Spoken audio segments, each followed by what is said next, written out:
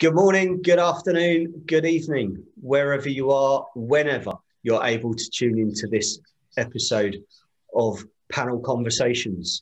My name's Dave Sleet. I'm Managing Director of APA, and today I'm joined by two amazing ladies, Andrea and Maz, and we're going to be discussing the benefits of holistic support systems in connection to therapeutic journeys. It's something that has been on the rise for the last 5 years or so, but it's still something that is very rarely spoken about in collaboration between therapy and holistic support systems. So I'm going to ask Andrea first off to introduce herself and give you a chance to get to know what Andrea has been up to, and then we'll hear from Maz right after that. So, Andrea, over to you. Hi, well, thank you for inviting me, first of all. It's really nice to be able to talk about my work. I love doing what I do. I've been teaching yoga for 20 years now. And for me, the journey has been a gradual unfolding. There's always this never-ending journey. You're always learning and finding out about ourselves. And even now, there's still so much. So, I started working based using the moon cycle as an anchor point for me because of the trauma that I'd been through my childhood, having open heart surgery at the age of 2. There was always that underlying factor, that kind of like a bit of a holdback through my life, in my life, you know, just kind of being a bit, well, not realizing it, but obviously it affected my outlook. So yeah, about 2006, I started working with the moon cycle, and it was a great anchor point for me. And I found that as I was bringing that into my sessions, into my yoga classes, that people would come into the class and say to me, they knew what the moon phase was. And it was just really interesting because they were noticing things that I think that our ancestors had always kind of been guided by looking at them for agriculture and all kinds. It was always there, and I kind of stumbled upon it by accident, really, because I found that people were, you know, they were coming to the yoga class, and we were all getting plugged into what I call source energy, just kind of coming back to ourselves.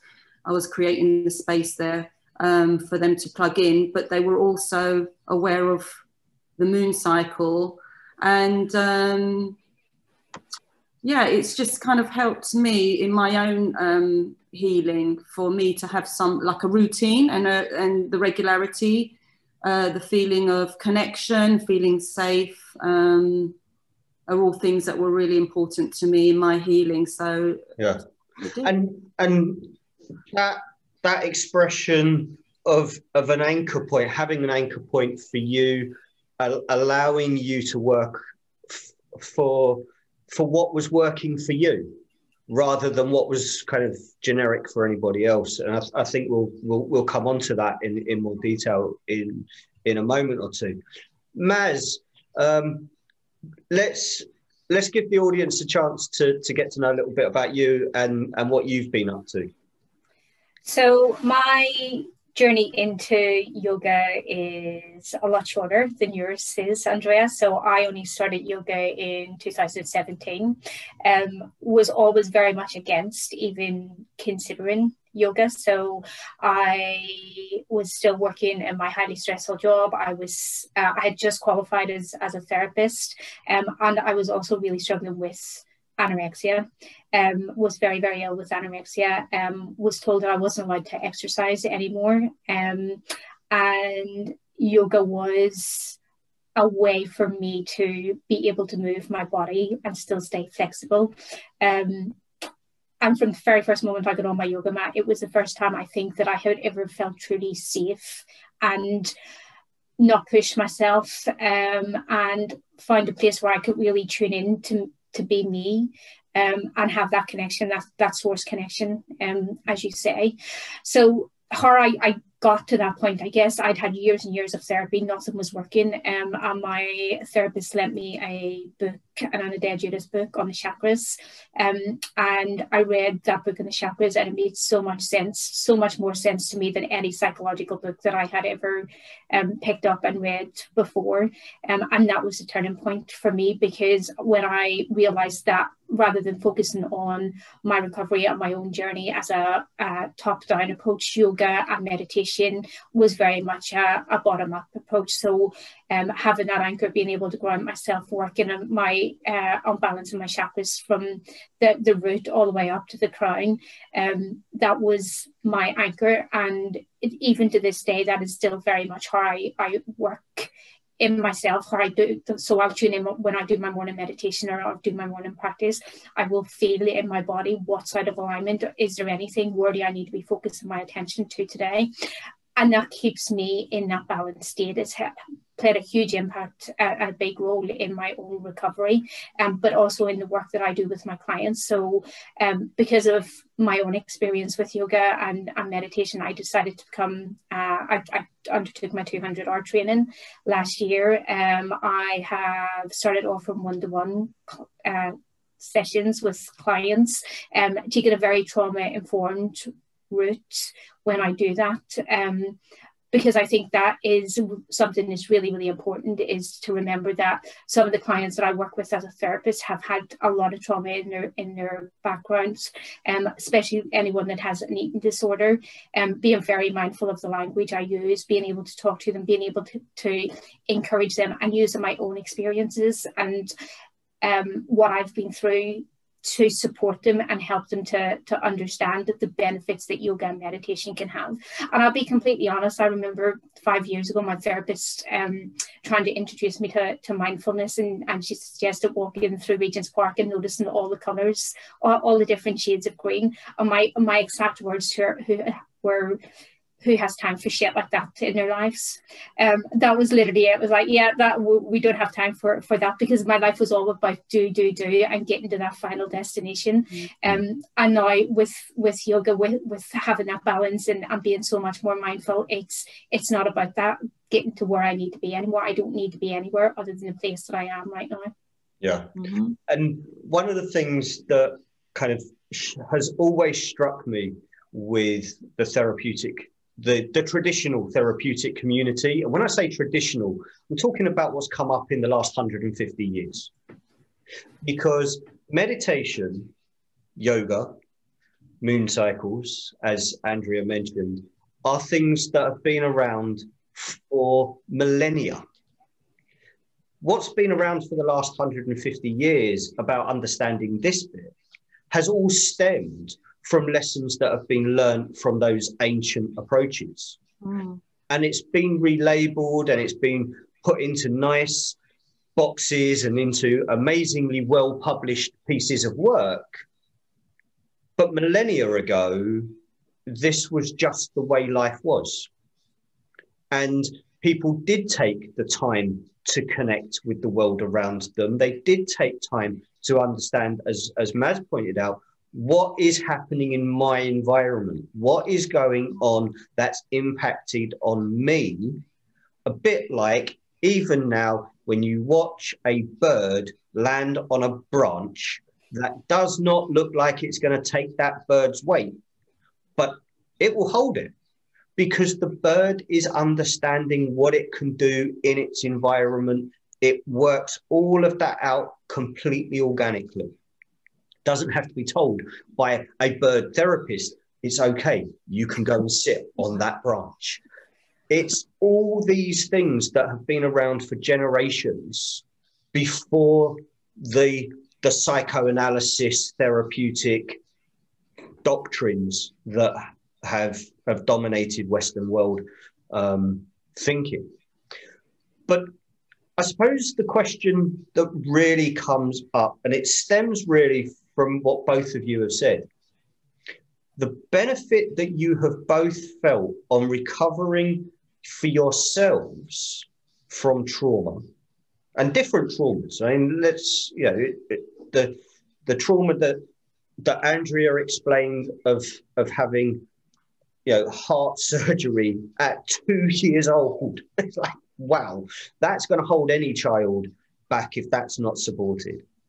And for Maz, it's eating disorders. And I hate the term, so I apologize for using it. But the sense of control that was needed around body functioning, that trauma being played out, where you have both benefited from having external support to psychological support. But why do you think that is? Why do you think it's the support from outside, the psychological, that has had the impact that it's had for you? I'll ask Andrea first.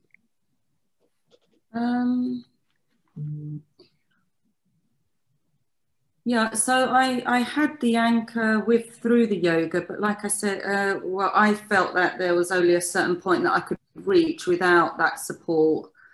I guess there's power in knowledge, isn't there? It's just like knowing how your body functions and your brain functions. And like you rightly said, like thousands of years ago, we were very in contact with nature. And I call my yoga nature's rhythm yoga, because it's about, I kind of don't even feel like I'm teaching. I feel like I'm just asking people to remember their connection to everything around them, because it is there. It's just like we've got to kind of remove the layers that are blocking us. And where are the layers? They're in our mind, aren't they? The thought process. And so I feel like having the support from a therapist gave me the opportunity to really, really listen to what was in there, like deep within me, that was kind of had been silenced, because you have to be a certain way to fit in the world and to be accepted. So it was just the fact that the space was held for me to really be able to open up and to be seen, really helped me. So that got you to the launch pad, if you like. That understanding that you can now listen to what's going on inside and remember the things that have been locked away because of, surviving in the world in which you were experiencing. What I also didn't realize is that my nervous system was so sort of like highly strung, so everything would be what might be a small thing for someone else is quite a big thing for me. So I think that's why I went into the yoga world, because it was a safe world. Everyone was like, it was different to be in the yoga, the yoga scene. You meet a different kind of person. Everyone's trying to be conscious of how they are with each other. And it was just, it just felt safer to do that, to take that journey. Yeah, and I pick up on the safe sense that both of you have mentioned. But Maz, why do you think it is that the holistic element has made such a big difference to you, from just not just the therapeutic side? I feel that it is just that connection back to me as an authentic human being. And the practices, both meditation and yoga, have helped me to understand myself. So where I spent my life literally running and trying to avoid actually properly living life. And I'd had years and years of therapy, and no traditional therapy was helping anymore. I was just stuck at that same point, not being able to get any further. And once I was able to connect to myself, then I was able to have that understanding, that deeper understanding that no one else, no psychologist, no therapist was ever going to be able to understand me the way that I would understand myself. And that's what yoga and meditation have done for me. It made me comfortable and feel safe enough that it was okay for me to start tuning in and to listen to myself and to take care of myself. And I completely get what Andrea said about the nervous system and that trigger response. And even now when I talk to my clients I often talk about using the breath to hack the nervous system in those extreme moments of anxiety. And that's the exact phrase that I use: let's hack your nervous system, because you can. And that's because that's how I've learned. That is through my own practice. That is, I know that even still now, when I hit those moments where I might feel extremely stressed or anxious, I can be like, okay, all I need to do is breathe. I can regulate my breath, whether I need to inhale for longer or exhale for longer, whatever it is, because I'm able to tune in and recognize what is going on for me in that moment. And I think that's the key. I think with any of these practices, it's about tuning into yourself and actually listening, not tuning in and not doing anything with that information, because it's with that information that you're gathering about yourself that you can then move forward, you can make the changes. And don't get me wrong, because my therapist, I've been seeing her, the same therapist, for the last 5 years now, and I wouldn't be where I was without her. And I'm very, very grateful that it was her that ultimately suggested yoga to me, because she had practiced yoga for a long, long time. And because I think it took the union of both of those, so the traditional therapy and then the yoga therapy as well, as opposed to it being one or the other. And that's why I'm such, in terms of my own work, it's why the two of them have become so combined, because it's not even just the physical practice. And I know a lot of people think of yoga just as that pure physical practice and another form of exercise, like Andrea said some people do earlier. For me, it's so much more. It's more the philosophical side, and all of that. It all aligns with the person that I am. Yeah. I just wasn't able to see that before. And one of the things that struck me, as most people that watch any of our In Conversation series, I'm not a therapist. I'm a coach. And one of the things that I have coached for the best part of now 20 years is that the human condition is made up of a triad: our psychology, our emotional, and our physical. And while therapy can look at our psychological, and going to the gym and physical activity can work with our physical being, we are still missing out the emotional connection. Mm-hmm. And what holistic approaches have done for millennia for the human species is remind us to connect to our emotional sense. Mm-hmm. No one goes to a therapist of any kind and is asked, well, how do you think today? Nobody goes to the gym and is asked by their gym instructor, how are you running today? The question is, how do you feel? Mm-hmm. And the reason why that question has been the old one, if not the oldest question between human beings, is because we still have that emotional center that needs to be maintained, supported, nurtured, and developed. And in the last 200 years, the human species has kind of gone, well, we don't really need to worry about how we feel. We just need to do. And we drive our immune system, we drive our nervous system to the point of breaking point before we go, oh, actually, I don't feel right. When how we feel dictates how we think and how we act. So for me, as a point of transparency in the conversation, I very much see the emotional point of what we're putting in play to be a need for that holistic connection to be part of the psychological and the physical.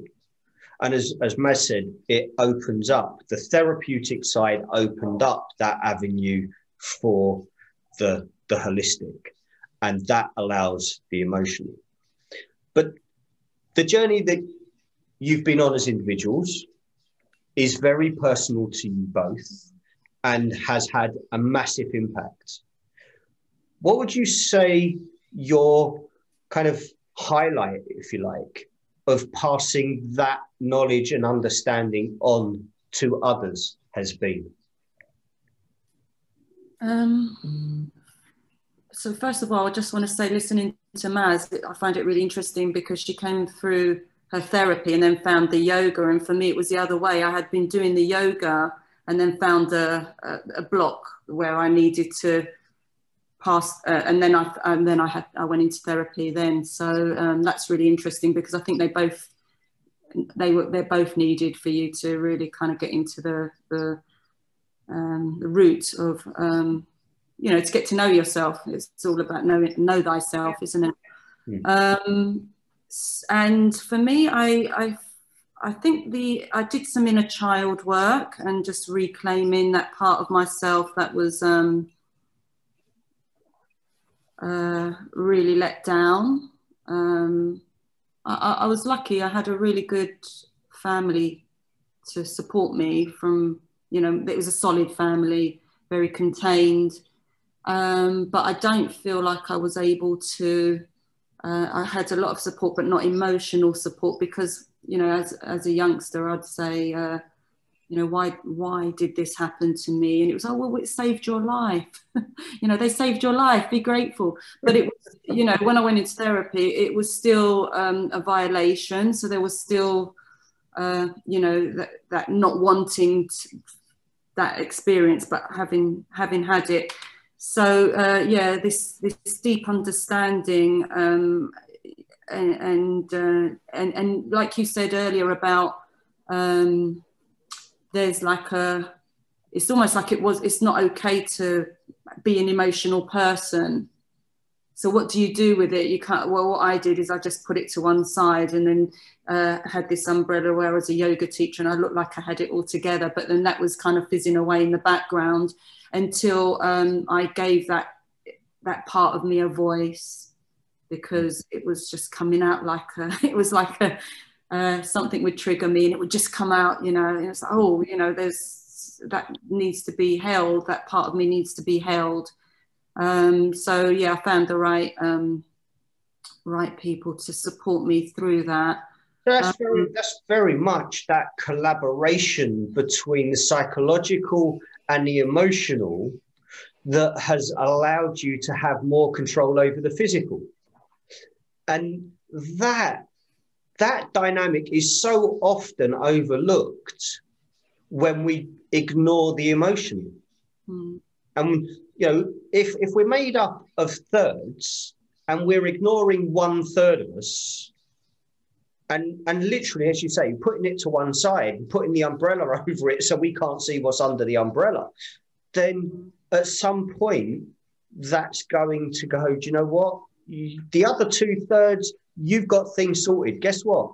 I'm going to rock the boat, and I am going to. It certainly did. It certainly did. And it come up, and then, you know, there's all these emotions, and well, what do you do with it? And at that point, because obviously it's connected to your mental state, so the thoughts are going like 1,000 miles an hour. And even though I'd been a meditator from the age of 26, I couldn't sit down and be still. It was just like, there was too much going on. So the saving grace was having that third part, you know, the observer. So while that was all going on, there was a part of me that was just watching it happen, and I could step out of it and watch it. But at the same time, I could have done the yoga or found a hobby or something to make me come away from it, but I felt like I had to let myself go through it, because it was like a tightly wound cord that needed to become undone. And people didn't really understand what was going on, because I'm a yoga teacher. You're supposed to be a peaceful, loving, I wasn't making sense to people. So I was like, I had to then deal with all of that kind of judgment and that was coming at me, and just like, I didn't swear, but, you know, I just had to let myself go through the process. And I guess what happened in that instance was that I learned to hold myself, and I wasn't looking for, well, there were people that were very close to me that have known me for years that were holding the space for me as well, good friends, but I didn't expect for people to get me or to understand me. But there was a deep inner knowing that I had to let this run its course. And there was no, you know, if you're going like 100 miles on a motorway and there's a turning off, you can't just come off. So it had to, and it took a while for it to wind down, for me to be able to find my way off of that motorway and just find my center again. So, and it was really, really difficult because I'd kind of come from a place of what I thought was being centered, but then these emotions got hold and I didn't recognize myself, really didn't, but was able to hold myself until. Does that resonate with you, Maz? Because this is relatively new for you, and you've gone through a very highly stressful working environment, and even within that, you were very much focused on the importance of self-care and the importance of balance within the workplace. And it's one of the reasons why you were recognised with the Ethical and Psychological Contribution Award for your work in the workplace. But the resonance for you following that, and now you've gone into yoga, everything else, how does that sit with you?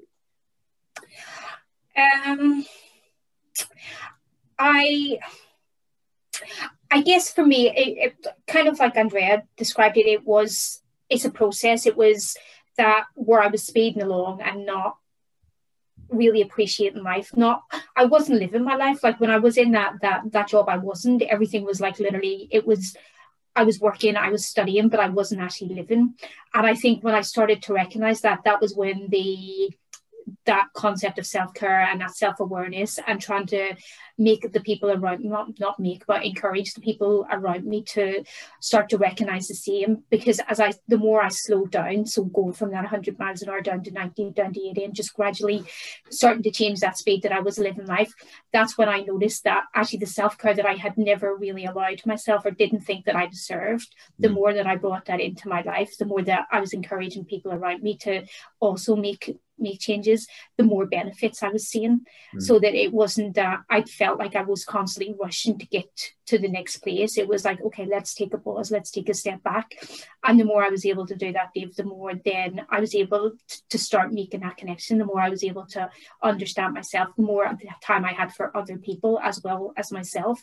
And once I started noticing those benefits, whether it was self-care, just taking a walk, whether it was journaling, whatever it was that I was doing. Going through Regent's Park and taking notice. Walking through.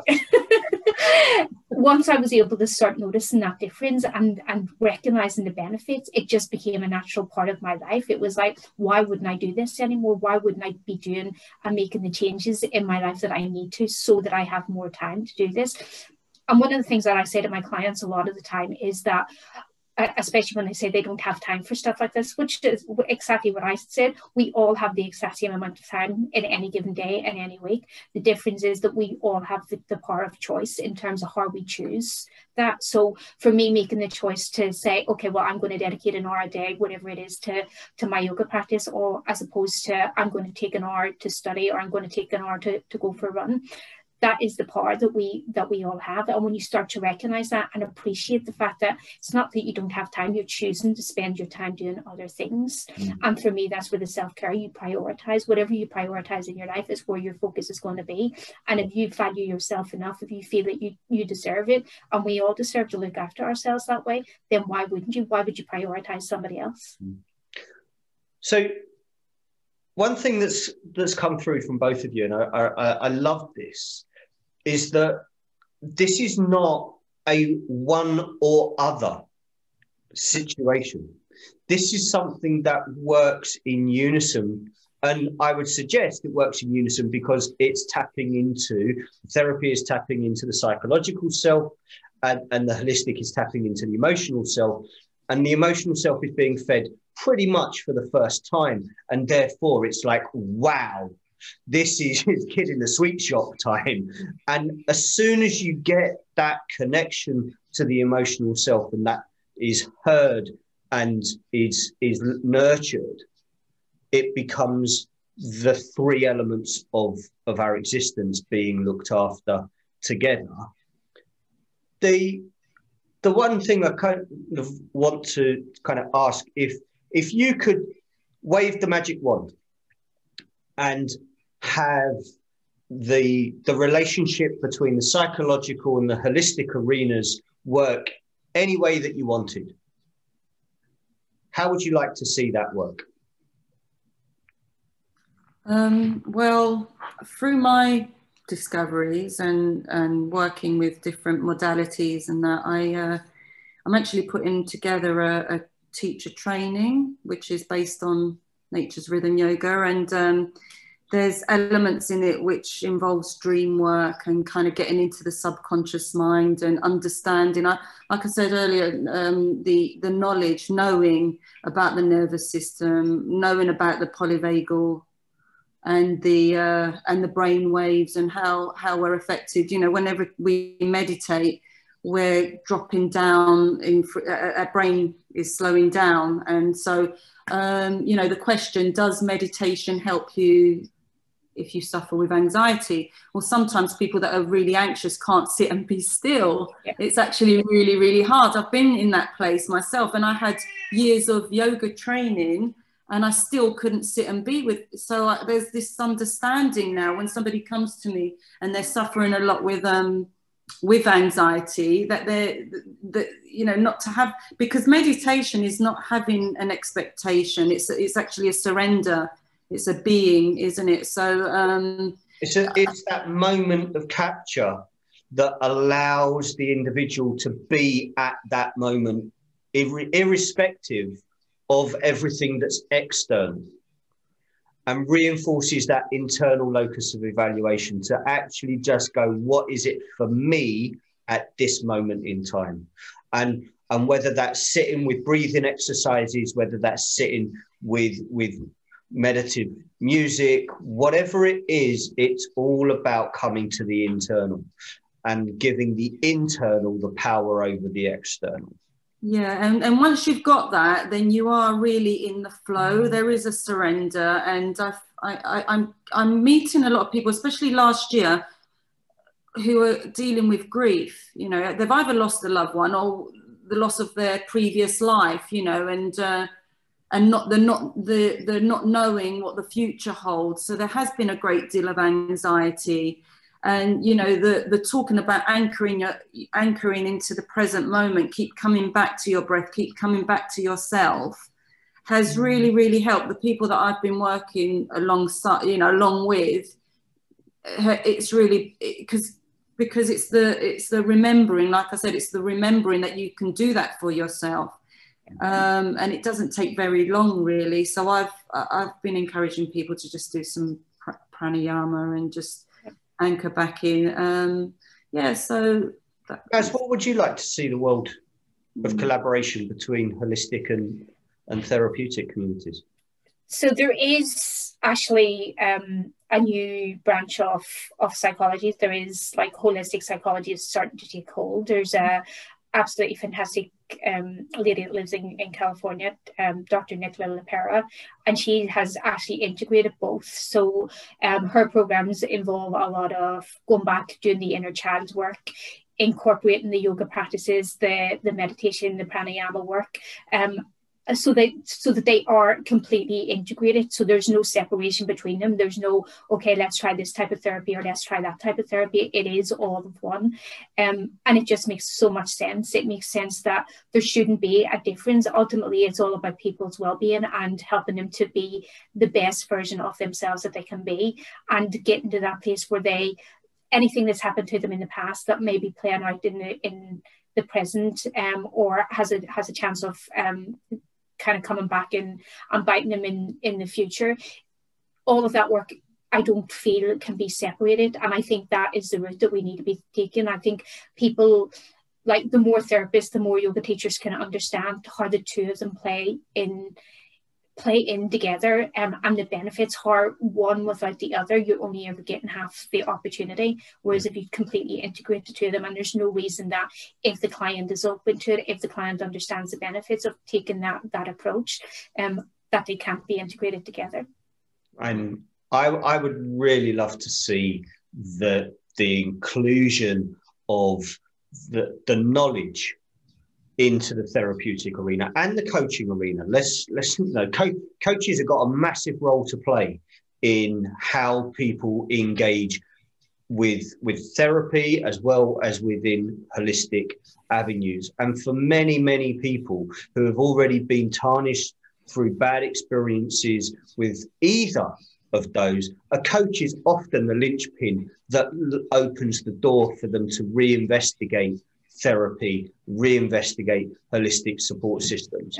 So for me as a coach, I really want to see coaches getting more involved with the holistic systems rather than just being kind of revenue generated moguls on how we can make your life better by making you more money. No, that is not what this is all about.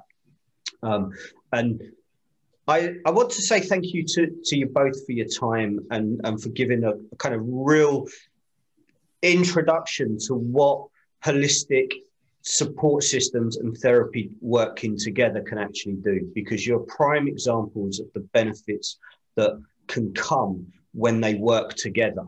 I hope anyone that has been able to watch the episode will benefit from the conversation, and really hope that as we move forward on the back of Meditation Month, we're able to start to see more people engaging with that moment of self-care, because it's that moment, in my mind, that kickstarts all of the other processes that are open to them. And if they don't take that moment to really work on what's going on the inside, they will forever be listening to what is going on the outside, and that emotional side will always be locked down. And as you both experienced, when that box gets kicked open, it causes all sorts of problems. Yeah. So thank you very much. If anyone has benefited from the conversation today, you can get CPD certification for the time. All you need to do is download the CPD questionnaire that's attached to the description on the video. Get that back to us, because no CPD from APA is awarded unless there is a verification as to what it is that you've gained and how that helps your clients and helps you.